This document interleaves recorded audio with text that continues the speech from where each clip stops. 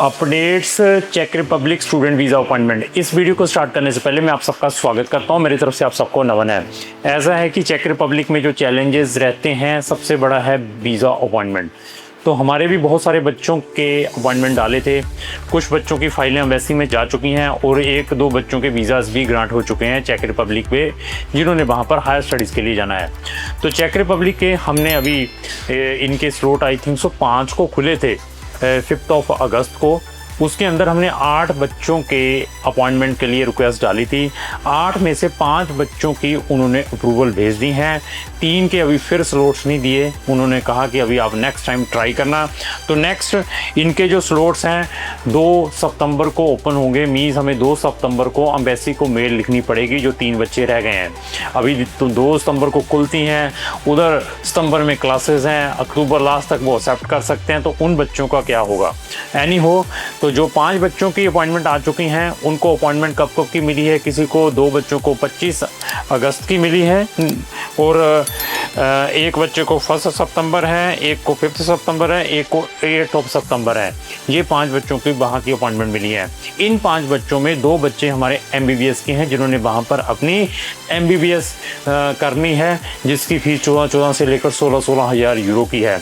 3 बच्चे वो हैं, इनमें से 2 बच्चे जो अपनी बैचलर डिग्री करने के लिए चेक रिपब्लिक में जा रहे हैं। इंटरेस्टिंग चीज़ क्या है कि इन सब स्टूडेंट्स के पब्लिक यूनिवर्सिटी से एडमिशन आए हैं। 2 बच्चे जो बैचलर डिग्री करने के लिए जा रहे हैं, उस यूनिवर्सिटी ने ये भी कहा है कि हम आपकी जो ट्यूशन फीस है, जब आप जहाँ पहुँच जाएंगे गवर्नमेंट यूनिवर्सिटी ने, तब जाकर लेंगे। तो ये भी एक बहुत बिग रिलीफ है स्टूडेंट के लिए। गवर्नमेंट यूनिवर्सिटी ऐसा ऑप्शंस प्रोवाइड करी है। जो एक अनदर बच्चा बचा है वो मास्टर वाला स्टूडेंट है, तो उसने फ़ीस भी ट्रांसफ़र कर दी हुई आई थिंक 3100 यूरो की। तो उसका भी वीज़ा अप्लाई होगा। तो वीज़ा अप्लाई करने के लिए कौन सा फॉर्म भरना पड़ता है आपको लॉन्ग टर्म रेजिडेंसी का, और इवन उसके साथ जो डॉक्यूमेंटेशन पार्ट है, कौन से आपने ट्रांसलेशन करवाने हैं चेक के ऑथराइज ट्रांसलेटर से जो कि चेक रिपब्लिक के अंदर हैं, ऐसी सारी टेक्निकल चीज़ों के बारे में बच्चों को गाइड करते हैं। ड्यूरिंग द सबमिशन ये 5 बच्चों की एम्बेसी के अंदर इंटरव्यू भी होगी, और इनकी जो सबमिशन है डायरेक्टली एम्बेसी के अंदर है इंस्टेड ऑफ BFS। तो ये बच्चे फिजिकली अपनी फाइल एम्बेसी में सबमिट करेंगे और वहाँ पर इनकी इंटरव्यू होगी। इंटरव्यू में क्या टेक्निकल क्वेश्चन पूछे जाते हैं ये भी हम अपने प्रोस्पेक्टिव स्टूडेंट्स के साथ शेयर करेंगे, क्योंकि अभी रिसेंटली 2 वीज़ाज़ भी आए हुए हैं, 1-2 फाइलें एम्बेसी के अंदर भी हैं। उनके साथ जो इंटरव्यू हुई थी वही डाटा हम इन स्टूडेंट्स के साथ भी शेयर करते हैं।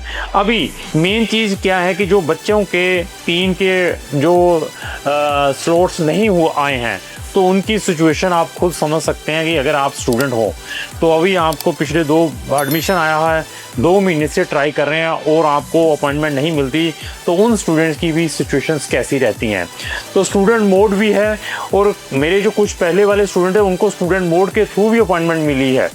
तो वो स्टूडेंट मोड कौन सा डिपार्टमेंट, कौन सी यूनिवर्सिटी स्टूडेंट मोड में अपॉइंटमेंट देती हैं, उसके लिए आपकी प्रोफाइल, आपके गैप को देखा जाता है और आपके परसेंटेज को देखा जाता है, और आप विद और विदाउट IELTS डाल रहे हैं। इन सब चीज़ों को चेक करने के बाद ही स्टूडेंट मोड में आप अपना प्रोसेस डाल सकते हैं।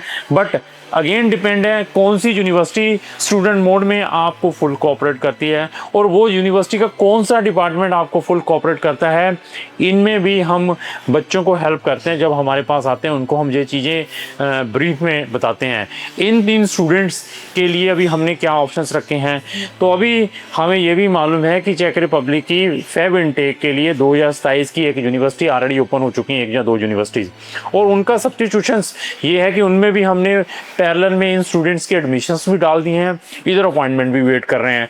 ऐसी चीज़ों को भी देखते हैं। तो क्या इन स्टूडेंट्स के फर्दर एडमिशन अगेन न्यू चलेंगे अगर इनको अपॉइंटमेंट नहीं मिलती, इनकी सक्सेसफुली एम्बेसीज में फाइल नहीं जाती, जहाँ इनका जो प्रोग्राम है वो डेफरमेंट में होगा।